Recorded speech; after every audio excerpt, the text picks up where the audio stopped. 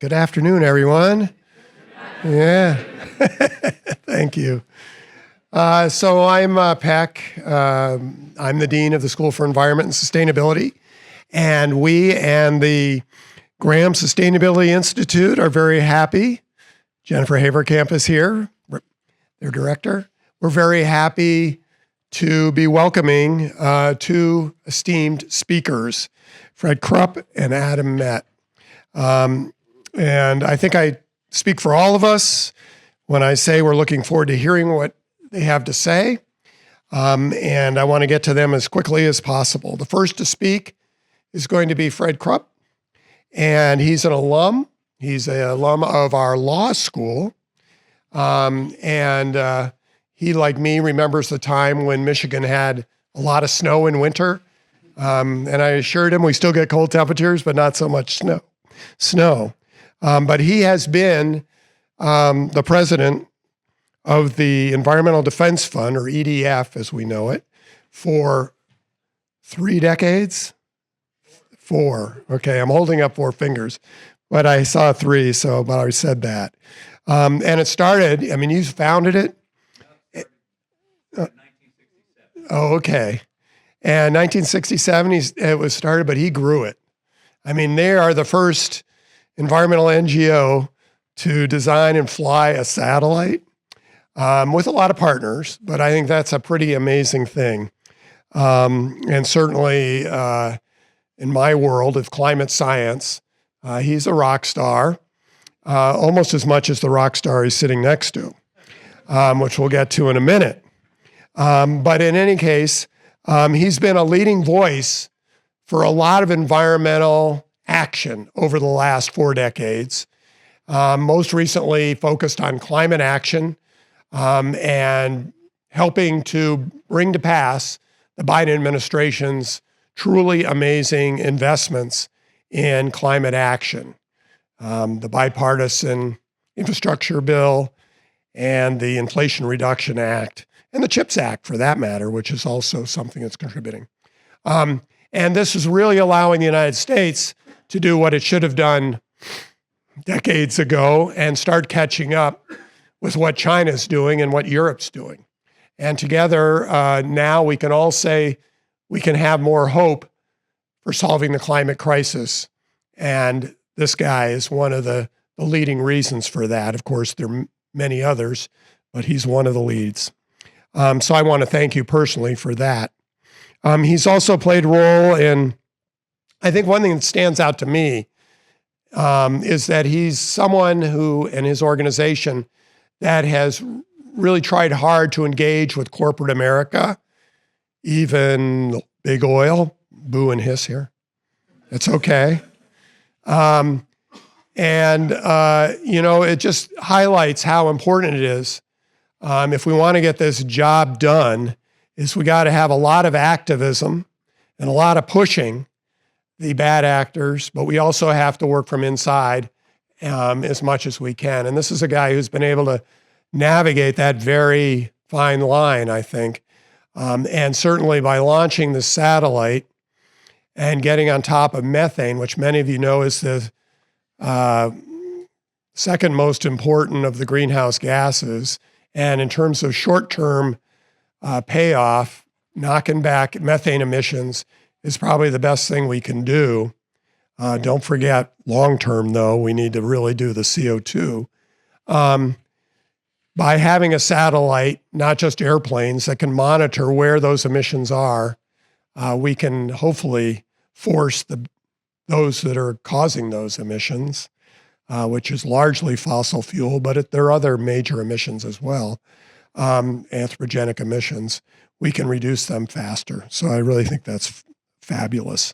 And he's done a whole bunch of other things, but I want to get through this. After Fred speaks, then we have Adam Met. He is the true rock star. He's the A in the multi-platinum band AJR. I know we have an AJR fan here. Who in the room knows about AJR? Like everybody. All right. That's great. That's good news, right? Buy those albums. Go to those shows. But it's amazing to have a rock star who's actually, or climate rock star, as well as a music rock star. And he's used to traveling the world and has an, sort of a really great platform for being a voice for climate action, for being an advocate, for being an educator, and to use his reach and voice to advance social justice, climate justice, and solutions that are fair as we try and knock back climate change and adapt and build resilience.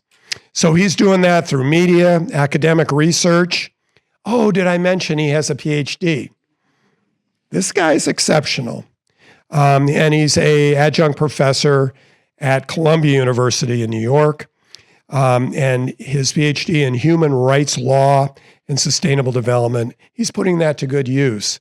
But he's also, of course, using his art to advance action. He's worked closely with the Congress and the White House, as has Fred, and he's an advocate for the United Nations Development Program, raising awareness for climate action. So we're really lucky today to have these two individuals to talk with us about what they're doing to solve the climate crisis and ensure a sustainable and just planet going forward. So without further ado, I'm going to ask Fred to come up. We will hopefully have time for questions and answers. And I think both of these gentlemen would like very much to have a conversation with us. So let's welcome them to the University of Michigan.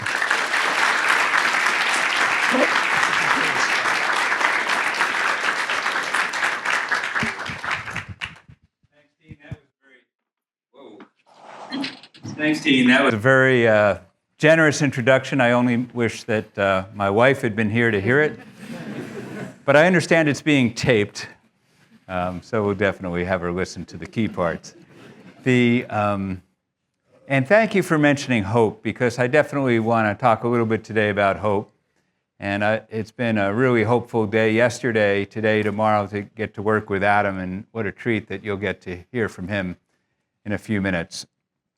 And I also want to say that today I'm appearing in my role as Executive Director of the Environmental Defense Fund Action, our C4 organization that is a partner of the Environmental Defense Fund, where I have the role that the Dean mentioned. And I say that I want to talk to you with that hat on because we're 48 days out from an extraordinarily important election. And I want to explain both why you should have so many reasons for hope, and also why everything is at stake in this election. So, I've been at this for 40 years at EDF, and EDF Action in that role as well. And the work has been trying to give life to solutions that use both science-based solutions, and that are practical, and that can drive big results to some of the biggest problems in the world. Climate change can seem overwhelming. All these environmental problems can seem like they're just too damn big. But I'm here to tell you that you and I, all of us, have agency. And it's that agency that connects to the reason that we all should have hope. It's true that the world is, in a pretty big crisis because of climate change.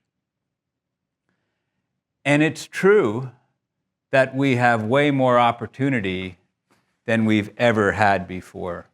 Just look at the money that is now available and flowing. Money from public finance, monies from the European Union to support this, monies in the bills that the Dean mentioned that have been passed in the Biden administration in the United States to accelerate the transition, hundreds of billions of dollars.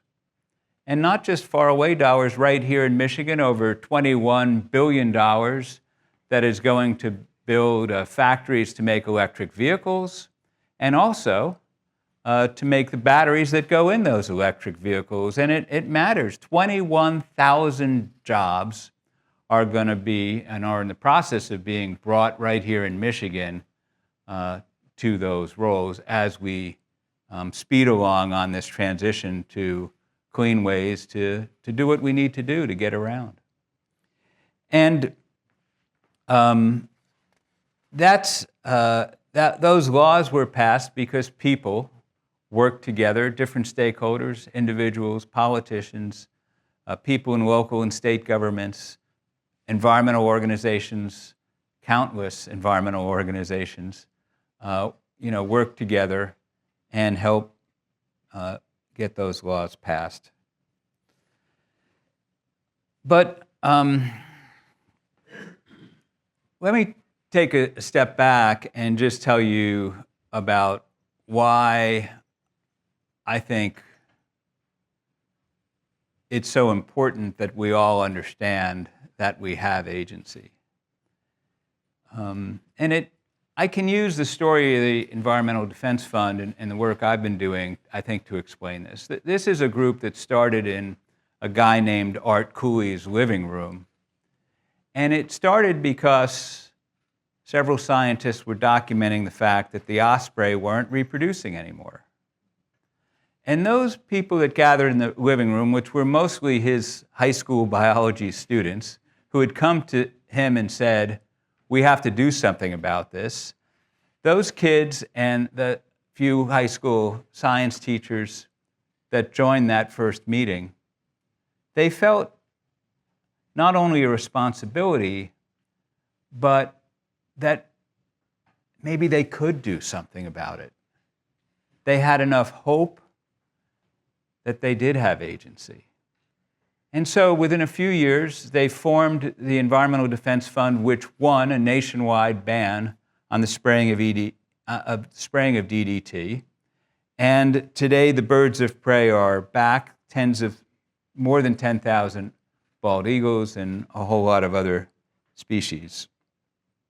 I don't think when they started this group, they imagined that we'd be launching a satellite for $88 million that would be monitoring methane in a comprehensive way. The only instrument in the sky now, we launched it March 4th, the only instrument in the sky now capable of monitoring very small, diffuse, the comprehensive methane emissions from oil and gas, but also from other sources as well.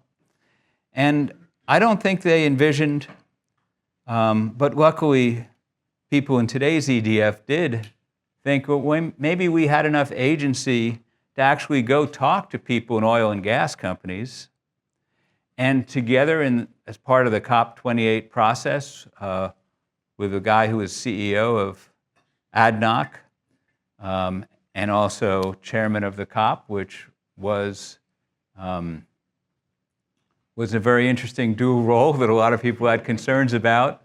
We saw it as an opportunity to use his stature in the industry and asked him if he would enlist other oil companies to make the same pledge that his own company had already made to reduce emissions by what we calculate will be 90%, not by some faraway date, but by 2030.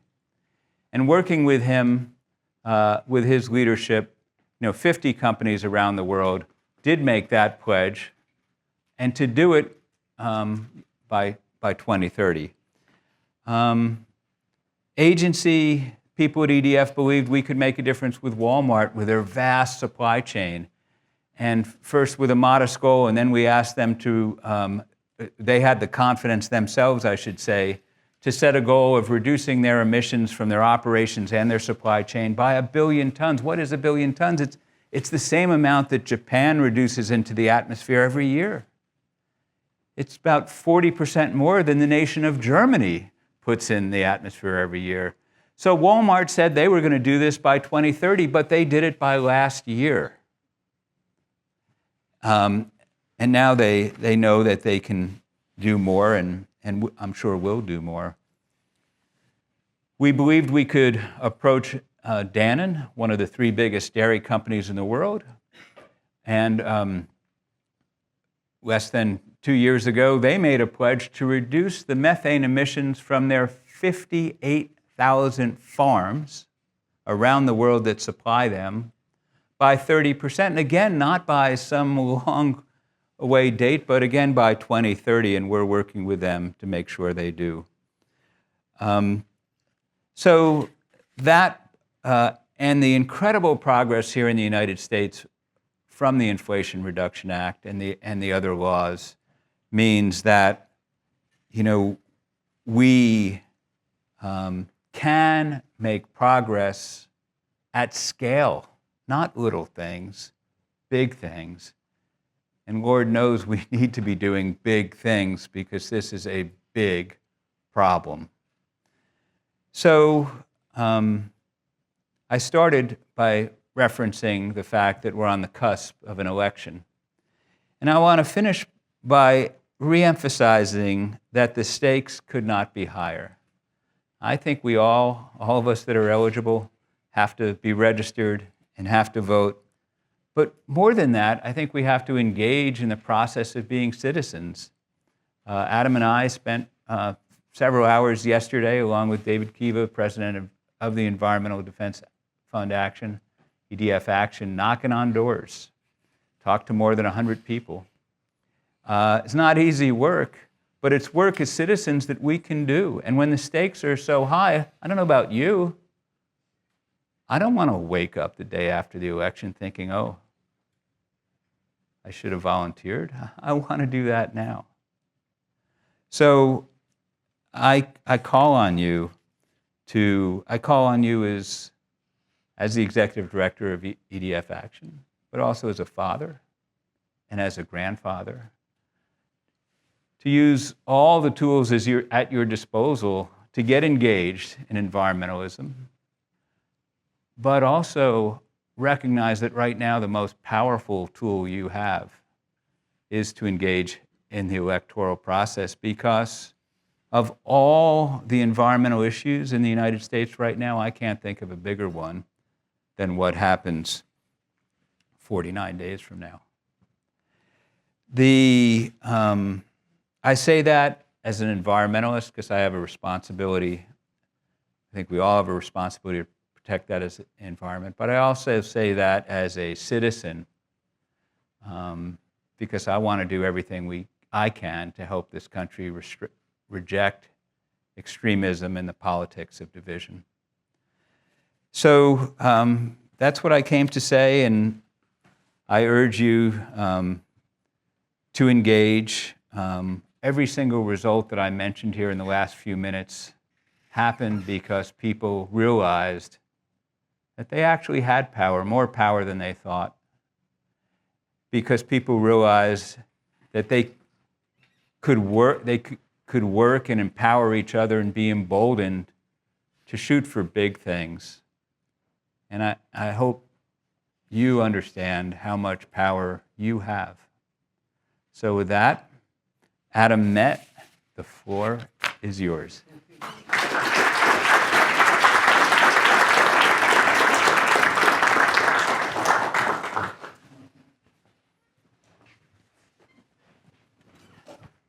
Is this on? Excellent. So I'm going to walk around a little bit. I promise that I'm not ignoring you all, but I was told that I can only go to like here for the camera to still pick me up. So hi, everybody on this side of the room. I'm going to stay over here because I have to for the camera, but hi. So I want to pick up on a few different themes that Fred brought up. One is about hope, one is about the power that you all have. But the first thing that I want to recognize is that you all are in this room because you already care about this issue. And there is still some work that has to be done around convincing people that don't care. However, we are in such a pivotal moment right now because we've reached north of 70% of people in the United States who realize that climate change is an issue, and they all agree that the government needs to be doing something more about it. This was not true even just a handful of years ago. And so I want to take this time with you, and I'm just going to spend a couple of minutes talking about some of our work that we're doing. I want us to kind of start with that as the floor, that so many more of us are in agreement about this issue than we were just a handful of years ago. So that's a huge thing to be celebrating. And the fact that you all are sitting here, and how many of you are actually studying something related to climate, sustainability, et cetera? Is that everybody? Wow, that's amazing. Again, just a couple of years ago, that never would have happened. So thank you all for doing this incredible work. I'm going to tell you a couple of very short stories, and I promise I will keep it brief. But in 2019, I was on tour, and we pulled into San Francisco, and about an hour before we got into the venue, we were told, okay, we have to turn off the air conditioning in the tour bus because the forest fires were so bad that we couldn't let any air into the bus. We actually had to put on gas masks in order to walk from the bus into the venue. And then we ended up starting the process for the show incredibly early. We ended up letting people into the venue hours early because we didn't want our fans waiting outside in the smoke. And then we went on to the next city while the fans had to deal with the forest fire smoke for weeks on end. Last summer, we were in Athens, and as we pulled into Athens, the sky was blue, it looked great. We got to our hotel, we ended up going over to the venue. The skies opened up the entire city in about 20 minutes, completely flooded. Completely flooded, like feet high. The hotel that we were staying in, a bunch of our crew members, their rooms flooded. We did the show, there was lightning during the show, and then we left, and Athens needed to clean up the mess. This past summer, we were doing a tour of the US. Did anyone see us on tour this past summer? Yeah, okay. We had a show in Houston, or we were supposed to have a show in Houston, and it ended up getting canceled because of a hurricane. And it wasn't because the venue was flooded or anything like that. It was because the infrastructure in Texas was not able to handle the repercussions of the storm. I see these things all the time. I travel all around the world and see these kinds of events that are making it so much harder for us to be able to engage deeply in climate because people don't see these kinds of actions as related to climate. Now, I like to think of climate change as everything, and that's one of the messages that I give when I travel around, whether we're talking about transportation, how we're getting from place to place, the food we eat, how we grow the food we eat, agriculture. I mean, you all know this, but waste, production, energy, obviously, is a big one. Everything really is climate. And as Fred said just a couple minutes ago, we are entering a time where this election is so unbelievably pivotal into how we are going to treat climate moving forward. But if people don't understand how it's impacting them on their day-to-day lives, and I'm not saying how climate change is impacting them, I'm saying how they get their food, how they get to and from work, how they get their power, how they get their clothes, how they process waste, we're not going to have a future that we need. Now, I want to tell you one quick story about creativity, because my mind works in a very strange way. Thank you for that lovely introduction. I've never heard the word rock star said so many times. It's funny, I don't think of myself as a rock star at all. I just think of myself that applies my creativity in a bunch of different areas in exactly the same way, right? When I'm on stage or working on music or performing, that's the same kind of creativity that I apply when I'm working on climate policy. So I'll give you an example. I run an organization called Planet Reimagined, and we do projects all over the world. Right now, we have a project in front of the Supreme Court of Nepal that's helping them to understand where they should put a dam on a new river, and that's based on research that our fellows from around the world have done. Over the last couple years, we were working on the Inflation Reduction Act, as Fred talked about, but at the same time, we wanted to make sure we were engaging members of Congress on both sides of the aisle. So we did a lot of listening in Congress. We met with just as many Republicans as we did Democrats. And funny enough, we found some overlap between what Republicans wanted and what Democrats wanted in Congress. I know, shocking, it's unbelievable, but it actually exists. What we did was we identified about 18 million acres of land, of oil and gas land. And I know that there was booing and hissing earlier about oil and gas land, but we actually found an incredible solution for scaling up renewable energy that had never been thought of in the US before. What if we could take current oil and gas land, look at the photovoltaic potential on it, look at the solar potential on that land, look at the wind potential on that land, and help those leaseholders transition their businesses to renewable energy? Now, the permitting process for renewables looks completely different from the permitting process for oil and gas. So, we got Republicans and Democrats together in Congress in equal numbers to sign a letter to the Department of Interior. And just this past March, the Department of Interior said, yes, for the first time ever in US history, we will start accepting proposals to put renewables on top of current oil and gas land. That's 18 million acres of land. And from our estimates, that can generate about 2,000 gigawatts of new renewables. And for those who understand what that means in terms of new energy production, I'll say that again, 2,000 gigawatts is a huge amount of new energy that has never been considered in any calculus before, and it's sitting on top of current oil and gas land. It can be deployed faster than any other renewables because the environmental review process has already been completed on this land. There's already infrastructure on this land, so it's much cheaper. And in the West, in particular in places like Colorado and Utah and New Mexico, oil and gas currently funds schools and funds hospitals. Oil and gas revenues fund social services. It's a vital part of these communities. As we are passing our peak of oil and gas production, we need something to fill that gap. And so we are ensuring that as we're building new renewables in our initial pilot projects in New Mexico and Colorado, that we are filling that gap, making sure that the revenues that are coming from solar, wind, geothermal, hydrogen are going towards schools and going towards hospitals. Now, this idea is something that we've been working on for quite a long time, and we're building out our pilot projects now. But this idea came out of creativity, right? When I did my PhD, I spent forever on it, forever. Is anyone here thinking about doing a PhD or in the middle of doing a PhD? Good luck.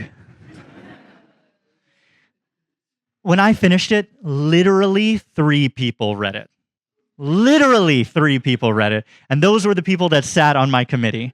It's funny, you can go on the website now of my dissertation and you can see like, oh, how many people have downloaded it? And every month, like I'll look and I'll be like, oh, 1 person downloaded. So great. As we're doing this research and this work, for me, it's always about how we can move it towards a place where we can implement it. In order to understand how much renewable energy we could produce on this oil and gas land, we partnered with somebody from NASA in order to do this GIS mapping analysis. Do we know what that is? Excellent. GIS mapping is looking at a whole bunch of different kinds of data in order to overlay different maps. And so we looked at photovoltaic potential, solar potential. We looked at the current oil and gas land. We looked at all the data we possibly could in order to make this analysis. But the whole key here is that we were trying to think outside the box. When I did my PhD, it was in a law school. And I did it in a law school partially because I wanted to make sure I was understanding all the regulation that we needed to accomplish, but also to kind of further this idea of interdisciplinarity, which I promise is a word. This idea of thinking from interdisciplinary perspectives is so vital, and it's something that Fred and EDF Action have done so incredibly well, taking ideas from all of these different areas, whether we're talking about the specific areas where there are biggest emissions, like we were talking about before, like transportation and waste and energy, or different kinds of organizations. Whether you're talking about the big green organizations like EDF and the Nature Conservancy, or you're talking about the soup throwers, or you're talking about people who don't really care to use the word climate change or to use the word renewable energy. When I was there at the signing of the Inflation Reduction Act, Vice President Harris said that this never would have happened, this landmark legislation never would have happened, had there not been all of these different participants. So you all, who many of you are studying things related to sustainability, my call to action is to think about as much as possible how you can collaborate. Earlier today, I ran into a student who's an engineer, and then his friend is also somebody who is studying computer science. And they're all on their own individual tracks. None of the biggest solutions that we've had in the climate movement ever would have happened unless there was extreme levels of collaboration where people were bringing their own areas of expertise to the table. And for me, part of the thing that I like to bring to the table most is creativity. It's those outside of the box solutions that people don't think of, things that are not written down in regulation, things that are not already in the laws, things that are not being thought about. And the way that I end up coming up with creative solutions is by looking to other industries. In the music industry, we are an independent band. Yes, we've done partnerships with different record labels, we've done distribution deals with different record labels, but we're independent, and we built something from the ground up. And that required a vast amount of collaboration. The climate movement requires the same thing. So as you're studying whatever you are studying in climate, I ask you to talk to other people, because the only way that solutions have ever been developed in climate is through really effective, creative collaboration. Thank you so much, and I look forward to talking to you in a more open discussion format. Fred.